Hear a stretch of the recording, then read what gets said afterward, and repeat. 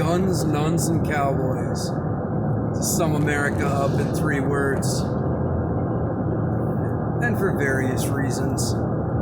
Guns inherently, that is one of the things that America is synonymous with because of our inception with a violent revolution overthrowing our would-be oppressors for 1% tax, one that we pay far in excess of now. Just saying. And then the majority of which came here for religious freedoms. And religion is, at least in like the Christian Judaic sense, one of the morality basis for this nation. And then cowboys, not only because of the farming and all of that, but fucking cowboys.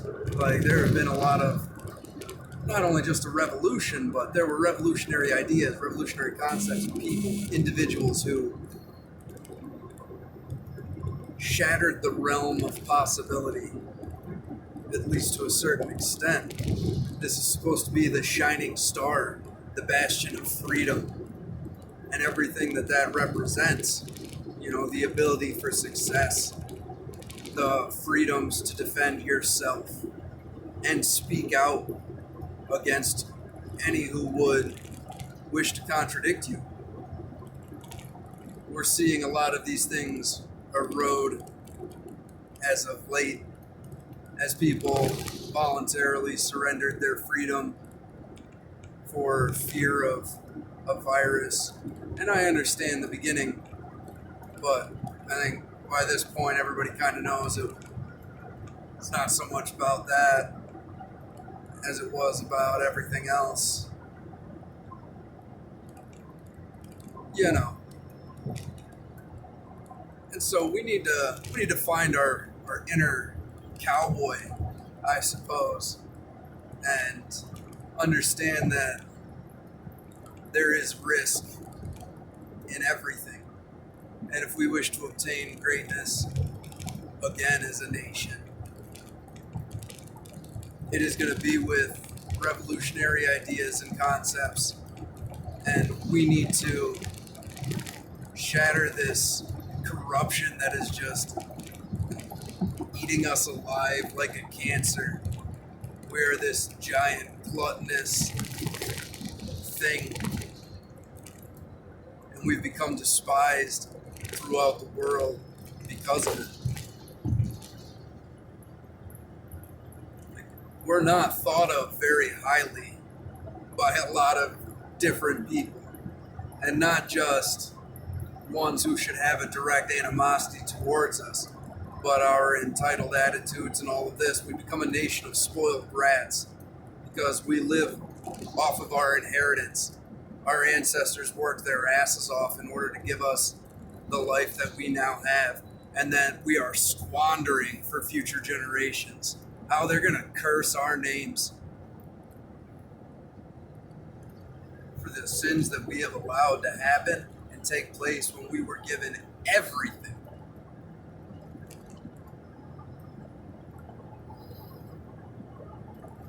There's still time to turn this franchise around. But what are the things that made this nation great in the first place? They're the same things that are being demonized en masse. The very principles and ideals that we are supposed to uphold as a nation, as a people, as individuals. We're supposed to be independent, free-thinking, capable, adventurous, inquisitive, inventive. We're supposed to be a bastion of bravery, freedom, and liberty. Justice. There's little justice in our nation today. You see that how laws are not distributed equally. If there's a fine for committing a crime, then the rich are immune, right? Is that not the case? If you have millions of dollars in the bank, do you really care about a $200 speeding ticket?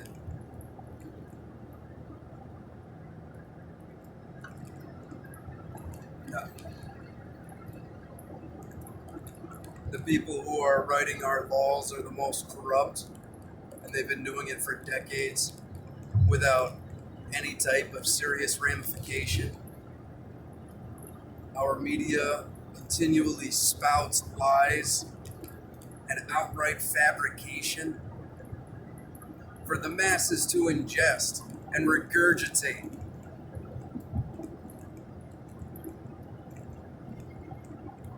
And year after year, it continues to happen.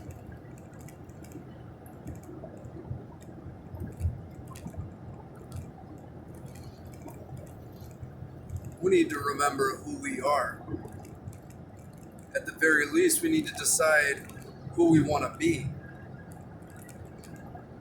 Not just as a nation, but as individuals.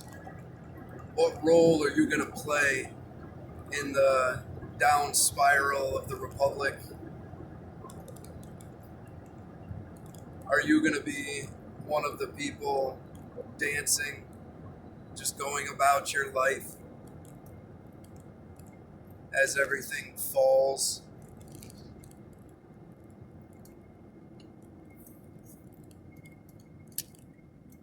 It takes a lot of attention, I suppose, to see how all the little things pile up, how everything's just being chiseled away, and a lot of people just want to turn a blind eye to it. They don't want to pay any attention to it. And I suppose that's okay for yourself. You save yourself the temporary grievance of having to watch what is transpiring, knowing damn well that you as one person cannot affect change. At least not on the scale that you would like to see. If this gives you frustrations, then it's best not to even pay attention to it. Just try and enjoy what you can. This is the path that many people take. Others who do focus on it become neurotic, and they become indignant towards anyone who does not understand. There's a huge smoke and mirrors going on right now. You know, look over here while we do some stuff over there. This has always been the way of it. But people aren't looking at the world around them as much as they used to. And the world is rapidly changing. You think about the technologies that existed when you were a child. The internet was not a thing, depending on your age. Cell phones. I remember when my dad got a beeper, we thought we made it. Like, it's insane. There's a lot going on and people are busy. Everyone's got lives to live. You got a job to work. You got family to raise. You have hobbies to have. There's fun out there. I get it. And I'm not here to demonize you or anyone else. But at a certain point, when is enough enough? How long is it going to take for the good people to step forward until life becomes so uncomfortable? But at this point, everything is rapidly being encircled. Everything is going into place exactly how our oppressors wish. We are approaching a point of no return. I mean, not saying that things won't become revolutionary years down the road, but only after generations of people being oppressed? I don't think so. I don't want to think of a total world government that's run like the CCP. That is a horrifying thing. So guns, nuns, and cowboys. That is what we need to keep in mind. Who we were as a nation, where we come from, and why it is important. These are vital, vital times. We have more in common with each other than those that want us to fight.